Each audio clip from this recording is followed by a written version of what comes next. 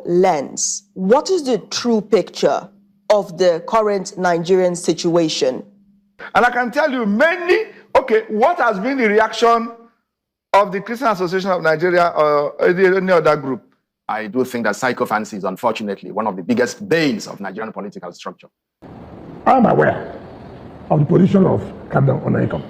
His position? How? Who he supports. Everybody knows that. I don't know his support. No. That's what I say.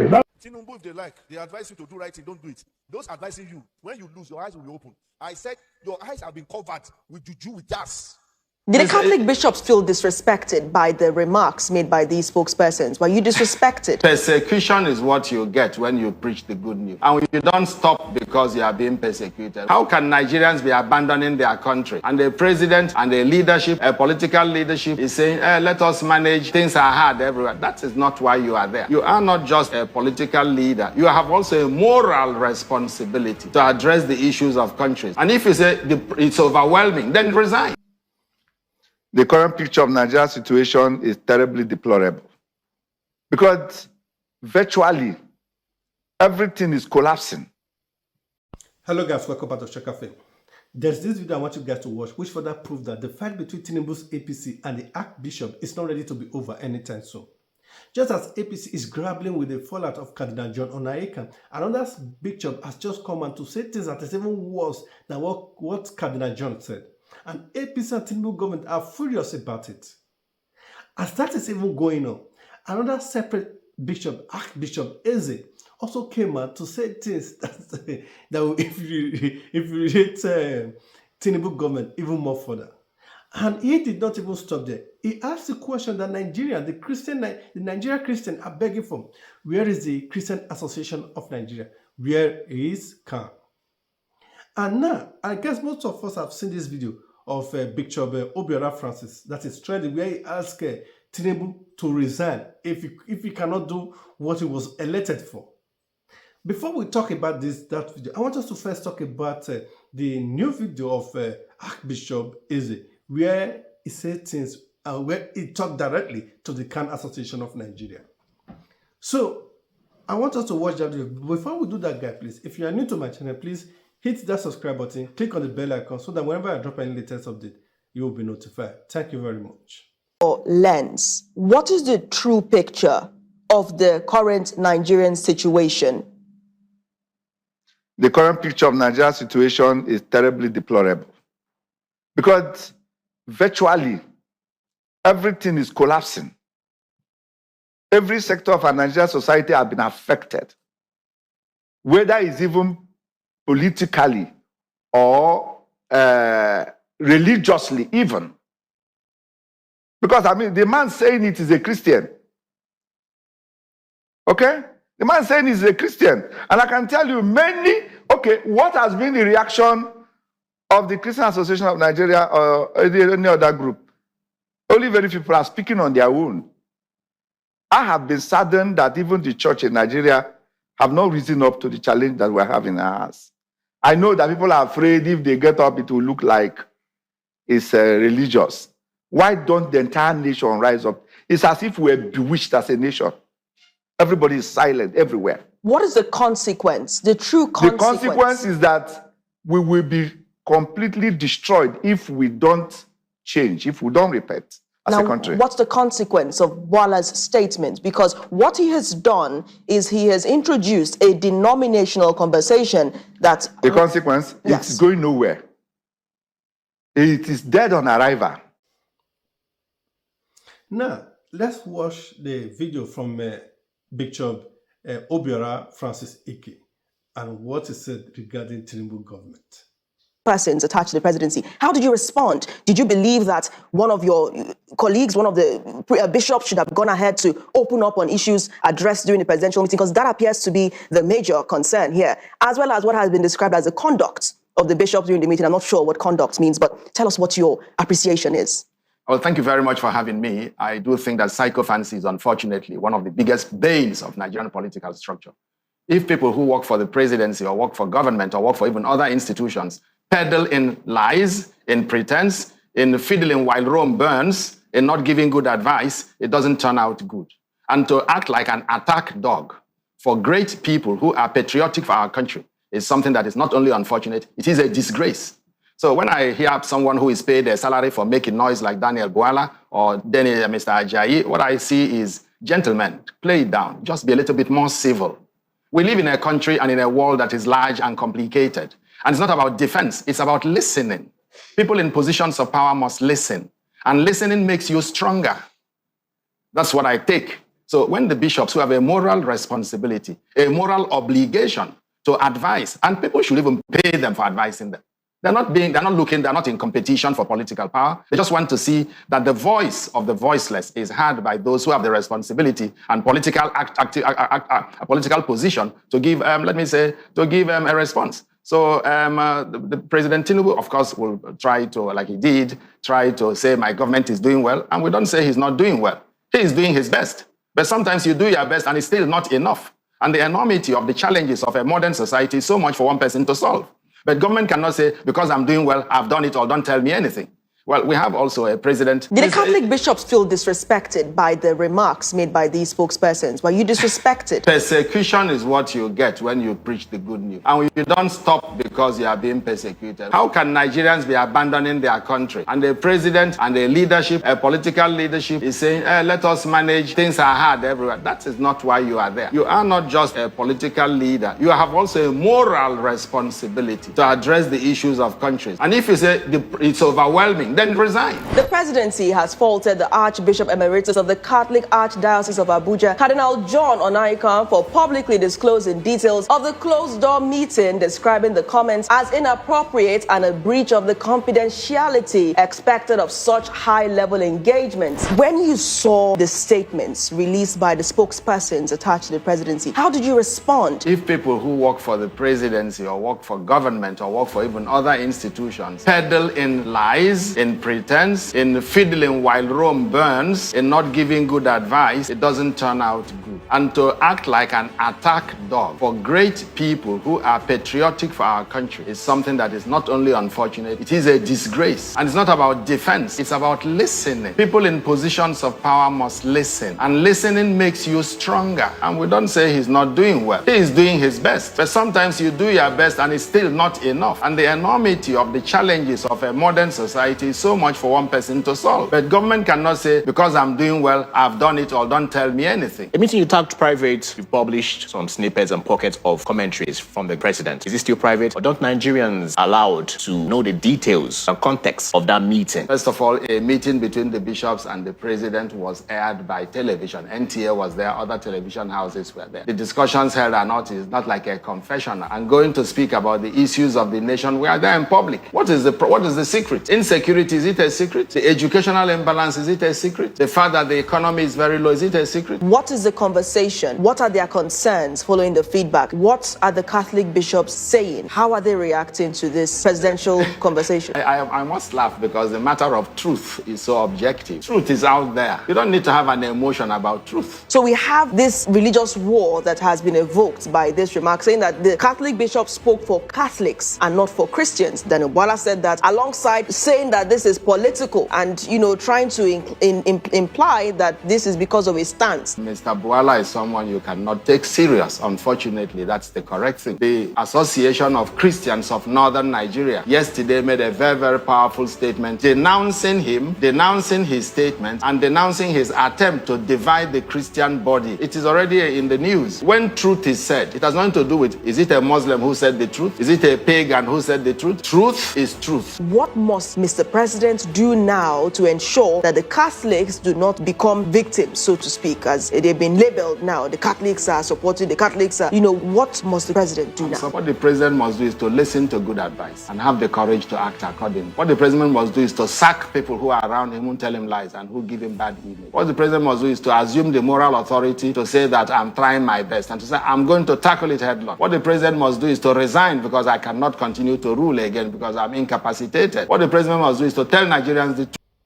Yeah, the truth is that it is not the role of the president to tell Nigerians that everything is well. Nigerians are the ones bearing the brunt of this failed policy. If APC continues like this, it is the right of the Tinubu government to resign and the circumstances surrounding him.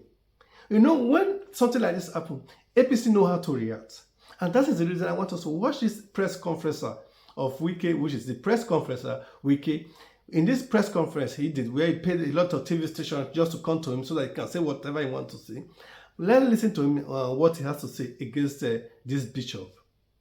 But let's spice this up a little bit with politics. Felicity, we would like to start.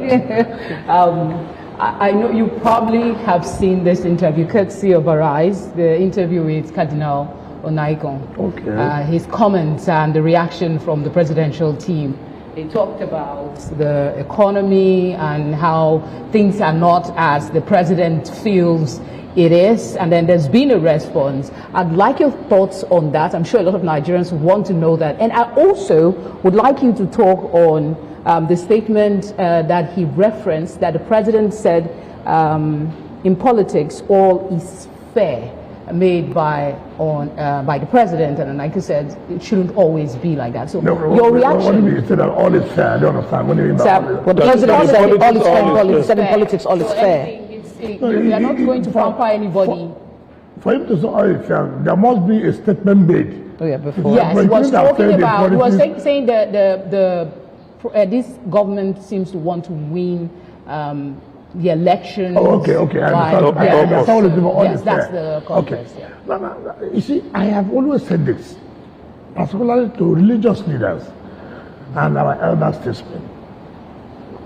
I'm not against comments about government, because if comments are not made about government, government may not be able to know areas where they should concentrate or focus. Therefore, government is available to receive comments. But when comments made by a particular section consistently, government becomes, or not even government, even individuals become very careful. If you're a religious leader and it is perceived or seen, you are taking a side which is very clear, it becomes difficult for people to begin to see those comments as being helpful or real. I am aware of the position of Cardinal Onaiyekan. All of us know it's not hidden. His position, how? Who he supports, everybody knows that. I don't know his support. No, that's why I say. You don't every time say things are bad. Nobody has heard you say one day, government have done this well. I cannot see, the point I'm trying to make is that as a leader, commend government when government have done well on some areas. Criticize government. Now look, yes, you have done this well. But we tend that you should look into these other areas. But if their comments are every time nothing positive, the government will worry about you. Government will begin to think that you are merely criticizing because you are opposed to the government. No, but these are. You see that statement that he made? Who are not partisan. Don't tell me. No, please don't tell me that. Not partisan. Don't tell me that. You know what happened in 2023 election? People took side. Religious leaders took side. It was very open. Honorable Minister, I'd be stupid to sit here for anybody to tell me this person is impartial. No, we know our. Before we even start, well, before we continue with that video, because we'll have to pause it for now. Before we continue with that video, I want us to first listen to a documentary or watch a documentary of Cardinal John Onaiyekan, so that people will know who really Cardinal John Onaiyekan is. You see his profile, and then you compare it with these circumstances we have in Nigeria who call themselves the government. then you will know how to react in the next video. So let's watch that, then we'll come back. Out of the 117 cardinals who are eligible to vote in the coming conclave, 11 of them are from Africa.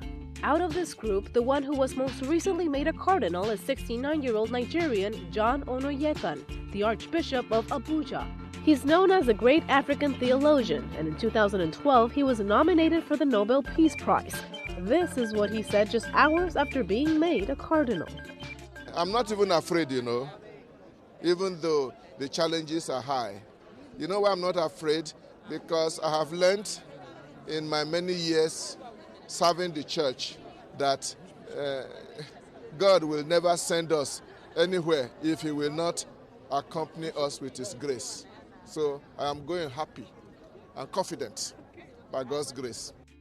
He was born in the city of Kaba in 1994. At the age of 25, he was ordained a priest. He studied theology in Rome, and in 1980 he joined the International Theological Commission as well as the Commission for Dialogue between Catholics and Methodists. In 1983, John Paul II ordained him a bishop in St. Peter's Basilica. He was only 38 at the time, making him the youngest bishop in Nigeria. His work with interreligious dialogue continued when from 1991 to 2006 he worked with the World Council of Churches. Given the random and frequent attacks against Christian churches in Nigeria, the Cardinal has always defended dialogue and peace in his country. In the Vatican, he's a member of the Congregation for the Doctrine of the Faith and the Pontifical Council for the Family. And now everybody already has the mental picture of who Cardinal John Onaiyekan is and how he rose to where he is now. When Minister of Defense, that is Christopher Musa, when he was appointed as the Minister of Defense, Nigerians were really happy because they thought he would be the silver bullet to the bandit and the insecurity in Nigeria because of what he said when he was the Army Chief of Staff. Now, he also had his own press conference where he said something that I myself am really disappointed. His role as a Minister of Defense is now to be the mouthpiece of the government. I want us to watch this video. I know some weeks ago, the First Lady, the Mother of the Nation, contributed some amounts for Akara sellers and others. And I was surprised when I heard the responses from citizens. Standing here today as the Minister of Defense, my mother sold Akamu. It is with that Akamu that supported my father to where I am today. So I'm very proud that my mother supported my father by selling Akara and Akamu.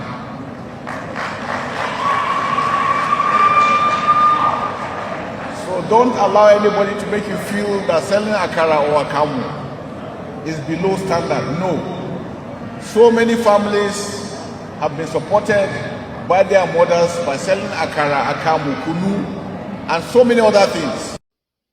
The country is burning. The Minister of Defense, who's supposed to be strategizing on how to defeat insecurity, is telling us how his mother sent him to school with Akamu. Ask him, can you, in this present Nigeria, can you send people to educate school with Akamu, where school fees is over 300,000 naira? Can a poor person with Akamu and Akara send their children to school? Because these are the failed policy of Tinubu.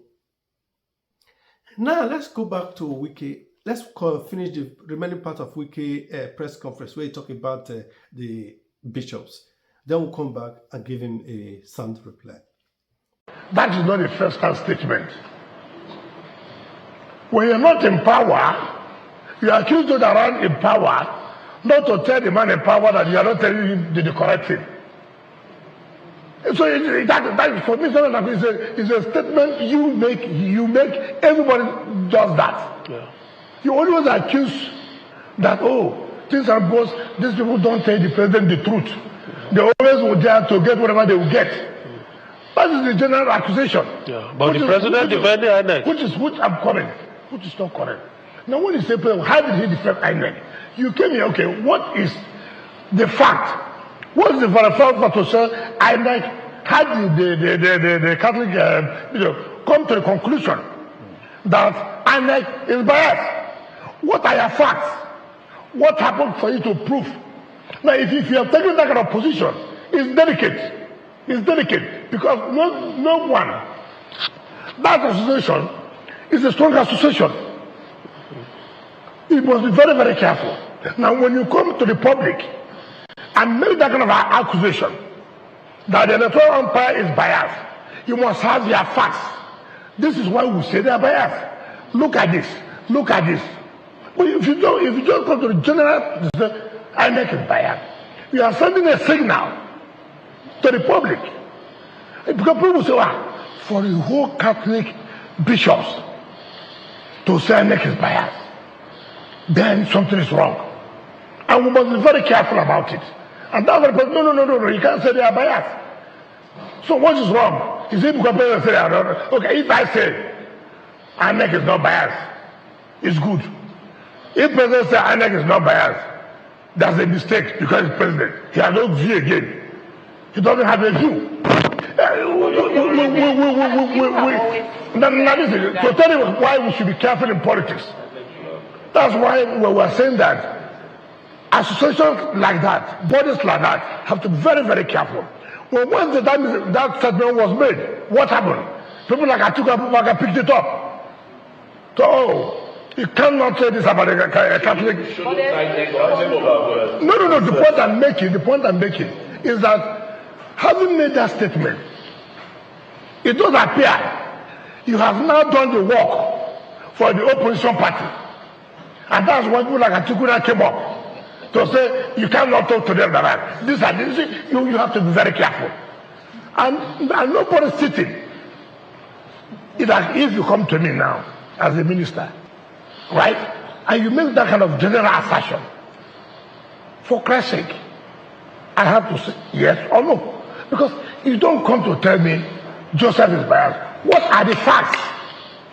Well, I have told people here, let me tell you, I have told people here to be very careful. To be very careful. Take, for example, what's going on. Most of us don't know the matters in court. We don't know. We are not lawyers to each of the side. We don't know what has been presented. When a party loses, the party carries propaganda without telling the public the truth of the matter, what the matter is or was, as the case may be. Then you have the impression, the judiciary has been used. And we must try to be very, very careful about that. So, we want to be careful about it. From the presidential meeting. Yes. Like one of the founding. Wike is threatening the bishops. Said they have to be careful. They have to be careful in whatever they say. Wike forget that the bishops are even more closer to the people than even a local government and a councillor. The bishops are the ones that bear the brunt of the faith policy because they have to care for these members. It said the bishops should not say anything when what they are saying with their two naked eyes is so obvious that they are the ones suffering because they have to bring out a lot of money from the church's purse. Those money should be used for something else, even for the humanitarian purpose, but they don't have to bear the responsibility of the government. No, he's trying to portray Bishop Onaiyekan as a political party member or is supporting one political party or one candidate.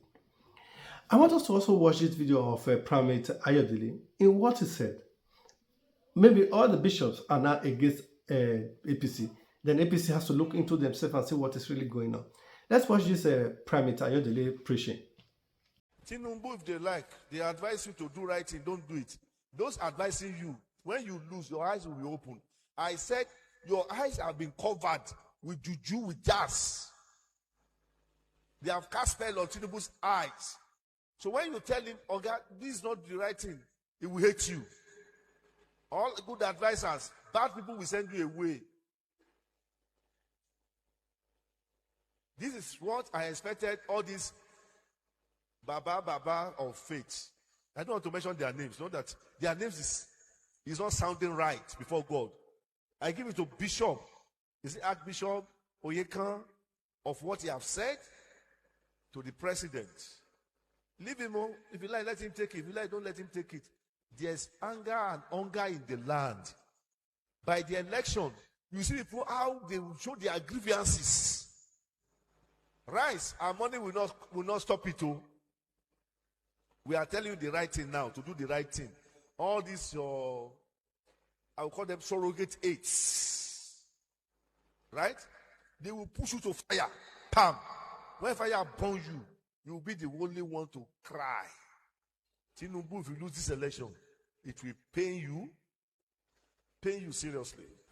There's going to be a lot of controversy. This hope is ordained as your DG.